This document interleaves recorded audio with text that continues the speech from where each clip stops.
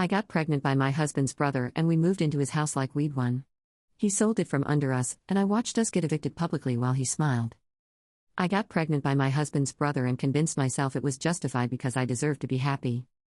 That's the lie I told myself for 6 months while I destroyed my marriage. While I looked Jake in the eyes every morning and pretended the baby growing inside me was his. While his brother Ryan stayed for dinner 3 nights a week and we played the perfect family. Jake and I had been married for 4 years. Stable.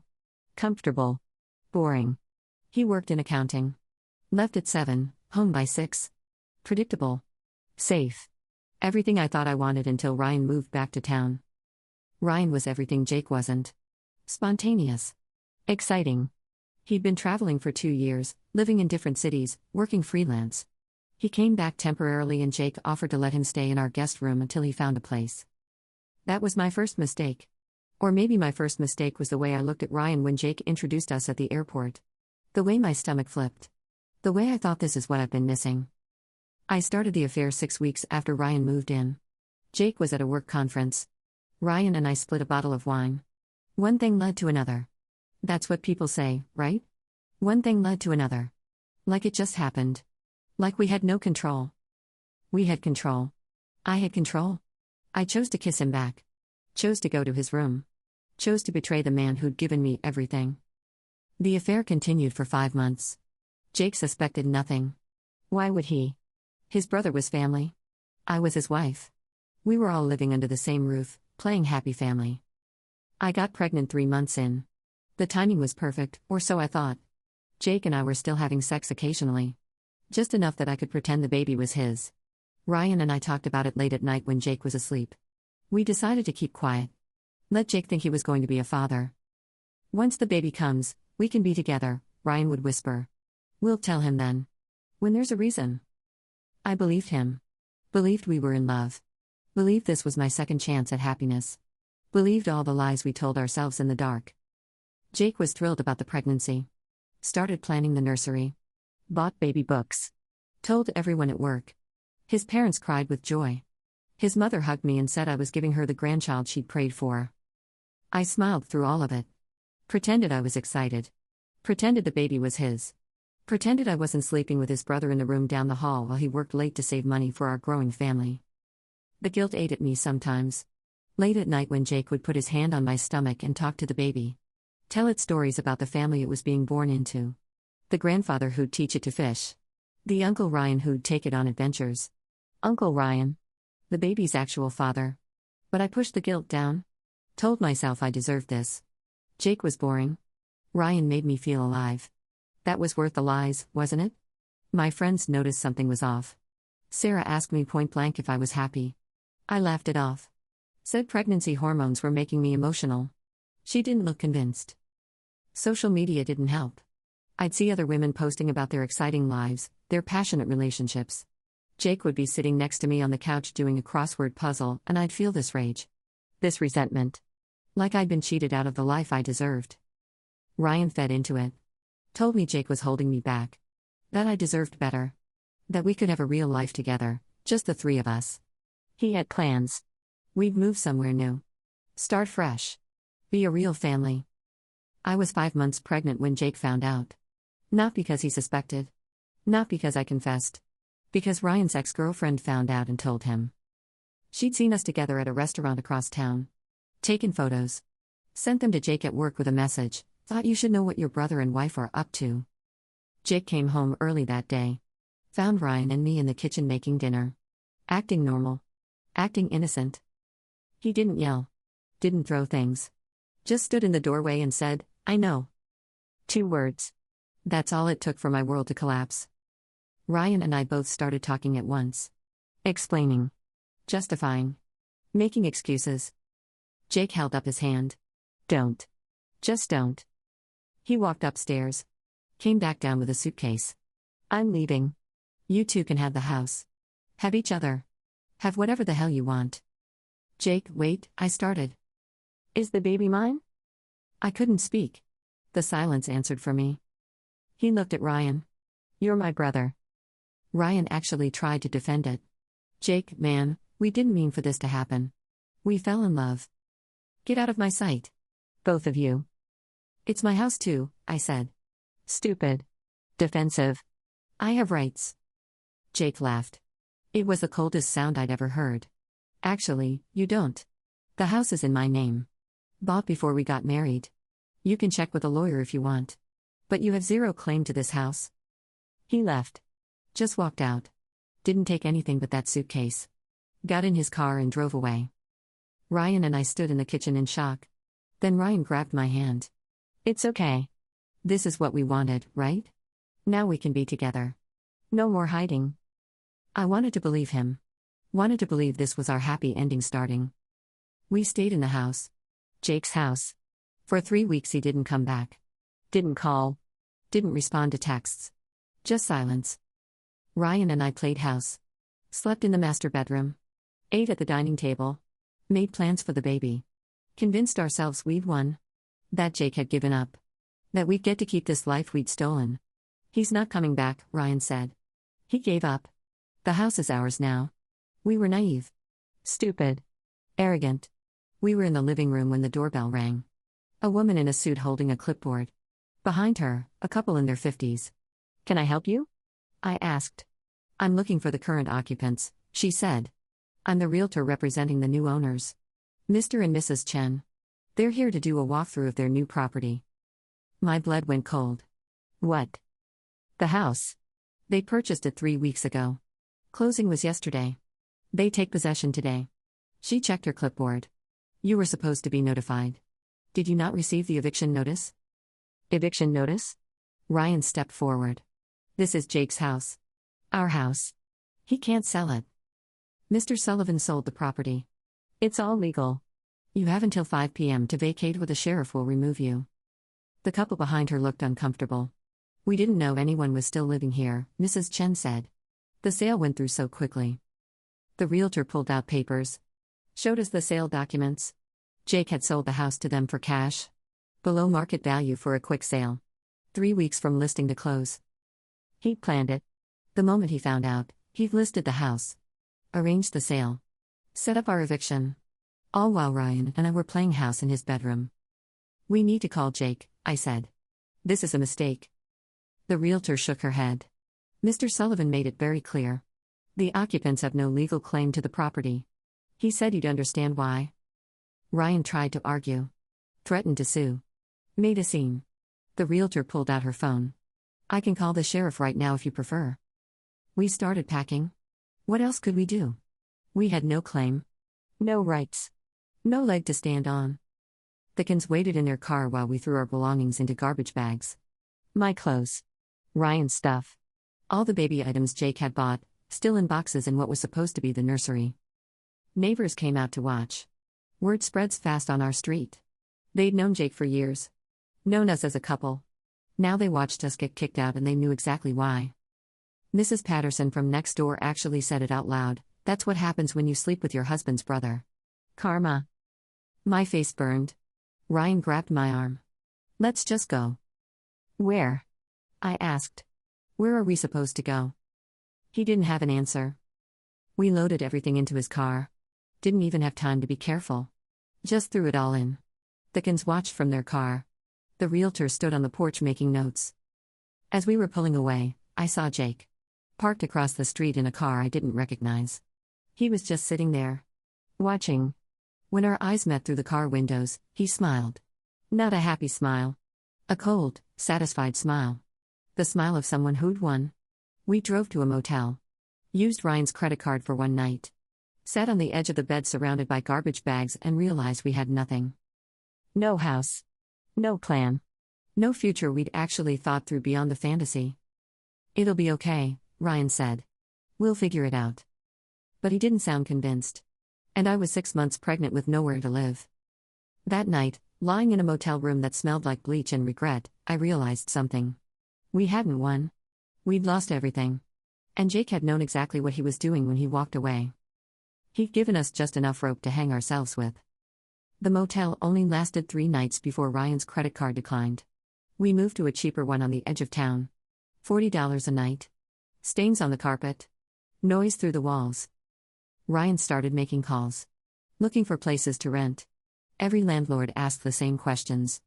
Credit check. References. Rental history. When they pulled his credit and saw a recent eviction, they politely decline. We were toxic. Untouchable.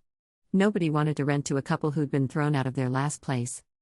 It's temporary, Ryan kept saying. We just need to get back on our feet. But we weren't getting back on our feet. We were sinking. Ryan's freelance work dried up. Word traveled in his industry. Jake's friends knew people. Suddenly projects were being cancelled. Contracts weren't renewed. Budget cuts, they'd say. But we knew. My job found out. Someone sent an anonymous email to HR detailing my affair with my brother-in-law. Moral character concerns, they called it when they let me go. I tried to argue that my personal life was separate. They pointed to the morality clause in my contract. I was 5 months pregnant and unemployed. Jake's family cut me off completely. His mother, who'd been calling me daughter for 4 years, blocked my number. His father wouldn't look at me when I saw him at the grocery store. Jake's sister sent me one message: I hope it was worth it. My own family wasn't much better. My mother cried when I told her. How could you do this to Jake? He was perfect for you. He loved you. I wasn't happy, I said. So you destroyed him? Got pregnant with his brother's baby? That's your solution to not being happy? My father wouldn't speak to me at all. Changed the locks when I tried to go home. Sent me a text: you made your bed. Lie in it. Ryan's family was even worse. His parents had always preferred Jake. The responsible one, they called him. Now their golden child had been betrayed by their screw-up son and his brother's wife. Ryan's mother left him a voicemail I heard him listen to: you have destroyed your brother. Destroyed his life. How dare you show your face in this family again? As far as I'm concerned, I have one son. And it's not you. Friends vanished. People who'd been at our wedding, who'd celebrated with us, who'd acted like they'd be there forever. Gone. Blocked on social media. Numbers changed. Invitations stopped coming. Sarah, my best friend since college, sent me a message: I can't be associated with this. What you did is unforgivable. Don't contact me again. The affair partner fantasy was dying fast. In the motel room, reality hit hard. Ryan wasn't exciting anymore. He was stressed. Worried. Short-tempered. When he looked at me, sometimes I saw resentment. This wasn't supposed to happen like this, he'd say. What did you think would happen? I'd snap back. We destroyed his life. He wasn't just going to hand us the house and walk away. We fought. Constantly. About money. About plans. About whose fault this was. You're the one who got pregnant, he said once. Immediately regretted it. But the damage was done. You're the one who said we'd be together. That we'd have a real life. Where's that life, Ryan? He didn't answer. I went to see Jake. Found out where he was staying through a mutual friend who pitied me enough to tell me. Showed up at his apartment. He answered the door, saw me, and started to close it. Please, I said. I need to talk to you. No. Jake, please? I'm sorry. I made a mistake. I was confused. I wasn't thinking clearly. He laughed. Now you weren't thinking clearly? Not when you were sleeping with my brother in my house? Not when you lied about my baby? You weren't thinking clearly then? I didn't mean to hurt you. You absolutely meant to hurt me. You just didn't think I'd find out. That's different. Can we please just talk? I'm 6 months pregnant. I have nowhere to go. Ryan and I are in a motel. And that's my problem, how? I'm still your wife. Not for long. Divorce papers are being filed next week. You'll be served at whatever address you give the court. I assume a motel? Where am I supposed to go? I don't know. Maybe ask Ryan. He's the one you chose. He doesn't have anything. We can't find a place. Nobody will rent to us after the eviction. The eviction I gave you? Yeah. That's following you around now, isn't it? Funny how that works. You did this on purpose. You destroyed us. No. You destroyed us when you slept with my brother. I just made sure you felt it. I tried to reach for him. He stepped back. Don't touch me. Don't come here again. Don't call. Don't text. We're done. The only communication between us will be through lawyers. He closed the door. I stood in the hallway of his apartment building and cried. Neighbors peeked out. Judged. I could feel it. Ryan's response to my failed attempt with Jake was anger. Why would you go there? What did you think would happen? I thought maybe he'd help. Maybe he'd feel sorry for me. Feel sorry for you? You cheated on him with his brother. You're pregnant with my baby. Why the hell would he feel sorry for you? Because I don't know what else to do. We couldn't afford the motel anymore. Moved into Ryan's car. Slept in parking lots. Walmart. Gas stations. Anywhere security wouldn't kick us out. I was 7 months pregnant, sleeping in a car, washing up in public restrooms. The baby moved constantly now. Kicked. Reminded me of what I'd done. What I'd destroyed. This baby that was supposed to be our new beginning was being born into nothing. Ryan found a temporary gig. Enough to rent a room from someone he knew. 1 room in a shared house with 3 other people. No privacy. Paper-thin walls. But it was better than the car. The other roommates knew our situation. Judged us openly. You're the ones who got caught cheating, right? One of them said at dinner. That's messed up. I spent my days applying for jobs. Nobody would hire a pregnant woman with an employment gap and a questionable past. Ryan was barely making rent. We were living on ramen and food bank donations. I went into labor at 8 months. Early but not dangerously so. Ryan drove me to the hospital. We didn't have insurance.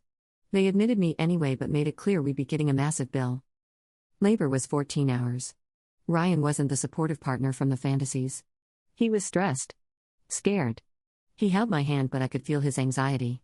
This wasn't what he'd signed up for. The baby was a boy. Healthy. Perfect. I held him and cried. Not tears of joy. Tears of regret. This baby deserved better than us. Better than this situation we'd created. Ryan looked at his son and I saw it in his eyes. Love mixed with terror. This was real now. A baby. A responsibility. Forever. We named him Lucas. Took him back to our single room in the shared house. The roommates complained about the noise. We had nowhere else to go. Jake never reached out. Never asked about the baby. Why would he? This wasn't his child. This was the physical proof of our betrayal. The divorce was finalized when Lucas was 3 months old. Jake got everything. I got nothing. My lawyer said I could fight it, but with what money? With what ground to stand on? I cheated. Gotten pregnant with his brother's baby. There was no sympathy. No mercy. Ryan started drinking. Not a lot at first. Just a beer after work. Then 2. Then 3. Then coming home drunk while I dealt with a screaming baby in a room that wasn't ours. I can't do this, he said one night. Drunk. Slurring. This isn't what I wanted. What did you want, Ryan? You said we'd be together. You said we'd be a family. I didn't think it would be like this. I thought Jake would just leave. We'd keep the house. Everything would be fine. Well, it's not fine. And we need to deal with it. I don't know if I can. He left 2 weeks later. Packed a bag while I was out with Lucas. Left a note, I'm sorry. I can't be a father. I can't be this person. You're better off without me. Better off. Without him. With a 4-month-old baby. No money. No job. No home. I called him. Texted. Left voicemails. He blocked me on everything. Disappeared. His roommate said he'd moved out of state. No forwarding address. No child support. Nothing. I was completely alone. Had to move back to the shared house but couldn't afford even that. The landlord kicked me out. Me and a baby, evicted again. I ended up at a women's shelter. Me and Lucas in a room with 3 other women and their kids. Shared bathrooms. Curfew. Rules. This was my life now. This was what I'd traded my stable marriage for. A room in a shelter with a baby whose father had abandoned him and whose mother had destroyed every bridge she'd ever built. I tried to reach out to old friends. To family. To anyone. Nobody responded. I was toxic. A cautionary tale. The woman who threw away her life for an affair. Lucas is 2 now.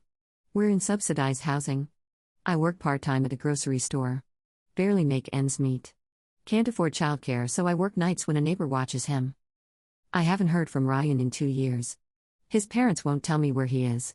They blame me for corrupting their son. As if he wasn't a willing participant. Jake got remarried.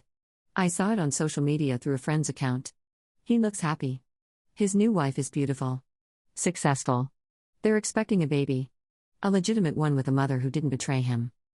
He deserves it. Deserves that happiness. Deserves a life that isn't built on lies. Lucas asks about his dad sometimes. Where is he? He had to go away, I tell him. What else can I say? That his father abandoned us? That we were built on a foundation of betrayal and it crumbled under the weight? I look at my son and see Ryan's eyes. Jake's smile. A mix of the two brothers who destroyed each other over me. Over my selfishness. My arrogance. My belief that I deserve to be happy no matter who I hurt. The affair lasted 6 months. The consequences are forever. I have no career. No real friends. No family who'll speak to me. I'm raising a child alone in an apartment that's barely livable because I convinced myself I deserved better than a stable, loving marriage. I was bored. That was it. Bored. And I destroyed 3 lives over it. 4, counting Lucas, who'll grow up wondering why his father didn't want him.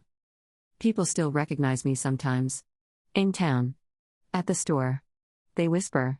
Point. Judge. That's the woman who slept with her husband's brother. I am that woman. Forever. That's my identity now. Not mother. Not ex-wife. The woman who destroyed her marriage for an affair that lasted less time than a pregnancy. Jake knew exactly what he was doing when he sold that house. When he set up our eviction. When he smiled from his car while we loaded our lives into garbage bags. He wasn't being cruel. He was being honest. He was showing us what we'd actually won. Nothing. Less than nothing. We thought we'd won when he walked away. Thought we'd gotten the house, each other, our future. We'd won exactly what we deserved. And it looked like garbage bags in a motel room. Like sleeping in a car. Like being abandoned by everyone who'd ever mattered. I see that smile sometimes in my dreams. Jake sitting in his car. Watching us leave. That cold, satisfied smile. He won. We lost. It was that simple. And I spent every single day for the rest of my life paying for 6 months of thinking I deserved better than what I had. I had everything. And I destroyed it for someone who couldn't even stick around long enough to meet his own child's 2nd birthday. That's what an affair costs. Not just the relationship. Everything. Everyone. Forever. And you don't get a second chance. You don't get to go back. You just get to live with it. Every day. For the rest of your life. Lucas deserves better than me. Better than this life. But this is what he got because I was selfish. Jake deserves his happy ending. His new wife. His baby. His life built on honesty instead of lies. Ryan gets to run away. Start over somewhere else. Pretend Lucas doesn't exist. And I get this. A subsidized apartment. A part-time job. A son who'll eventually ask questions I don't want to answer. A past I can't escape. A mistake that defined the rest of my life. 6 months. That's all it was. 6 months of lying and cheating and convincing myself I deserved to be happy. And now I get to be unhappy forever. In ways I never imagined when I made that first choice to kiss Ryan back. You don't get to win when you're the villain in someone else's story. You just get to watch them move on while you're stuck exactly where your choices left you. And my choices left me here. Alone. Ashamed.